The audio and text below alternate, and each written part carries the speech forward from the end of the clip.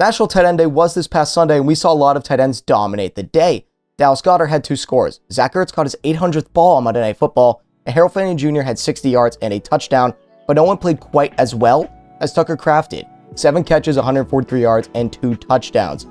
Tucker Kraft is quietly putting his name in the hat for the title of the best tight end in the league. Tucker Kraft has had an amazing third season after a breakout sophomore year. Through 7 games, he has 30 receptions for 469 yards and 6 touchdowns. He has the second most targets on the Packers with 41, one behind Romeo Doubs. Has been one of Jordan Love's favorite targets, and Matt LaFleur calls plays strictly to get the ball in Kraft's hands. He's second in PFF receiving grade for tight ends at 83.0, second in yards per out run at 2.47, has average depth of target of 4.8. Tucker has been so good at just getting open for Jordan Love. Being a security blanket who can make plays with the ball in his hands, Love gets the ball out short to Kraft, then he makes a man miss and creates explosives for Green Bay. Kraft is averaging 11.3 yards after catch per reception, which is first among tight ends. Sorry, I read that wrong. It's first among any receiver or tight end with at least 5 targets. Tucker has been a dangerous man the second he gets the ball in his hands. We saw this especially on Sunday Night Football against the Steelers, when he spoiled Aaron Rodgers' revenge game against a team that he had the majority of his Hall of Fame career with. So let's dive into the film.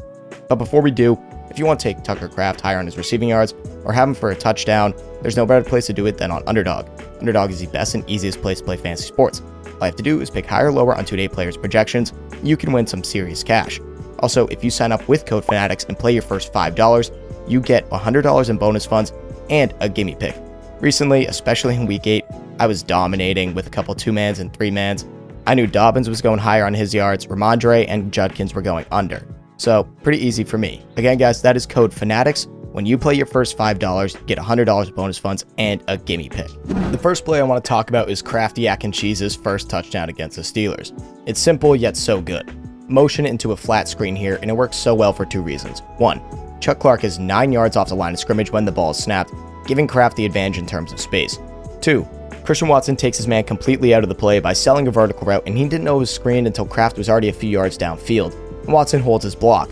Kraft then does the rest, slips off the first 2 tackle attempts by Chuck Clark and Deshaun Elliott, and drags Cole Holcomb into the end zone for his first score of the game.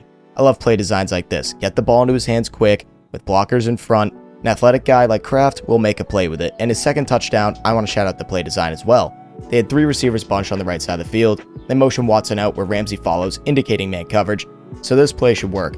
Dobbs attacks the defender who is responsible for covering Kraft, basically setting a pick play by just running vertical. But I like how Kraft starts the route by releasing outside, making his defender think that he'll have to go that way around the pick, which he begins to do so just a little bit. As Dobbs passes Kraft's man, he cuts in on the little angle route and is wide open.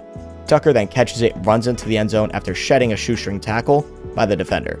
It's rare that you see coaches try to set their tight end up to get the ball in space to create yards after catch for him, but that's how special Kraft is, at least at the rate that they're doing with him. You know that once he gets the ball in his hands, he has the opportunity to create an explosive play, making guys miss, or in this case, being faster and having a better angle than everybody else. This is just unique play design for a tight end. We do see it sometimes, but not to the amount that they're doing it in Green Bay.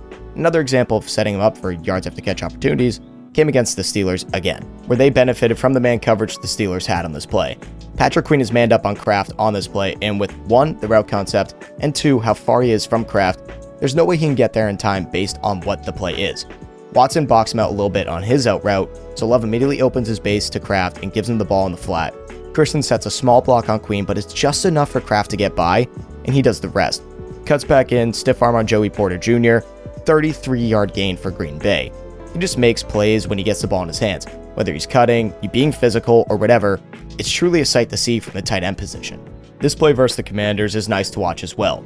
Von Miller gets into the pocket immediately, which seems by design because only Kraft was sent out to block him, meaning this ball was most likely going to Tucker in the flat the entire time. The second he turns his body upfield, the defender is right there to make a tackle.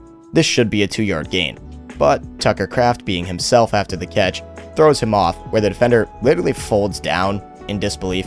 Nah, I'm just kidding. Kraft just made him fold. He's that good.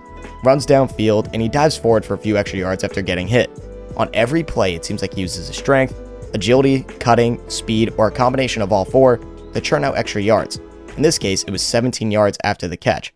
I mean, we can tell he's a freak athlete, and that is especially prevalent in the red zone, where he's one of the best red zone targets in the NFL. On 11 red zone targets and 36% red zone target share, Kraft has caught 9 balls for 104 yards and 5 touchdowns this season. And this one shows why. It's a cover 2 man by the Lions on this play. As the ball is snapped, Kraft has to avoid the edge rusher coming in on the stunt. He then gets vertical with Jack Campbell, and Jack Campbell doesn't really do a great job of coverage here. Because all Kraft has to do to get by Jack Campbell is just do one little swivel with his body, and he creates separation towards the inside. Love throws it up, and he makes an athletic leaping grab, getting hit by the safety in the end zone for a touchdown. Sometimes he's just more physical than a defender, which we definitely saw in the no-call OPI against the Steelers, but we won't talk about that. But we see it on this touchdown against Arizona. Another flat route for Kraft, but Josh Sweat is creating legal contact on Kraft the entire time, trying to push him off of his route. Side note, having Josh Sweat in coverage, especially on a tight end of Tucker's caliber, is certainly a choice. Kraft just wins the battle of who's more physical. He basically just legally pushes off Sweat because they were having hand contact within 5 yards, catches it, and he walks in for a score. Sometimes, for Tucker Kraft to do well, you don't have to get creative. We've seen it a lot with these plays, running flat routes, getting him the ball in his hands quickly so he can do something with it, because he'll either have the angle on the defender on the flat route, or he could break a tackle and take it downfield. And imagine running a tight end screen in the red zone on 3rd down.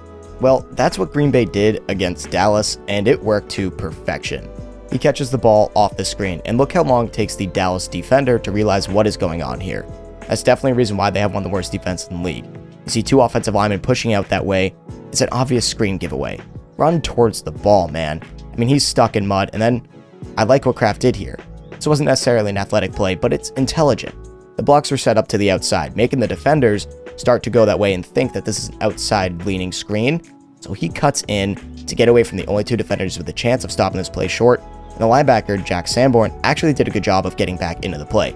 But what do you know? Tucker Kraft breaks the tackle, and he takes down to the half-yard line. Very smart play by Tucker, but I was pissed because I had him for first touchdown in this game, and this was the result. Tucker Kraft is the type of red zone target and yards after catch monster I'd want as my quarterback security blanket. Give him the ball quickly after the snap and let him go to work, or in the red zone, throw him on a seam route and watch him make an athletic catch. Tucker Kraft has truly proven this season, even last season, to be at least one of the top players after the catch, not just tight ends. He might not be the best route runner in the league. He does have some good routes that he's shown on film, but it's definitely not his best ability. His best ability is getting him the ball and running after it. Now, I don't want to compare him to somebody, but he does sort of similar things that George Kittle does after the catch. Now, he's not as good of a run blocker, definitely not, but Kittle has been known as one of the best yards after catch tight ends for years now, and Tucker Kraft is doing very similar things. Now, he's not on the level of prime Kittle or prime Kelsey, but he's playing really well, and with all the tight end injuries this year to Kittle, to Bowers, and other names, he's definitely putting his name in the hat to be that best tight end in the league. He has become Jordan Love's #1 option, especially with the Jaden Reed injury, and I think it might stay that way. He's making plays with the ball that you don't expect other tight ends to just be making. I think that Tucker Kraft, by season's end, could be seen as the best tight end in the league, and someone that we could be looking forward to watch for years to come with the pairing of Jordan Love, Romeo Doubs on the outside, and Matthew Golden as well. He will take the middle of the field, he'll set up his other receivers, and Tucker Kraft will show us why he's the best tight end in the NFL.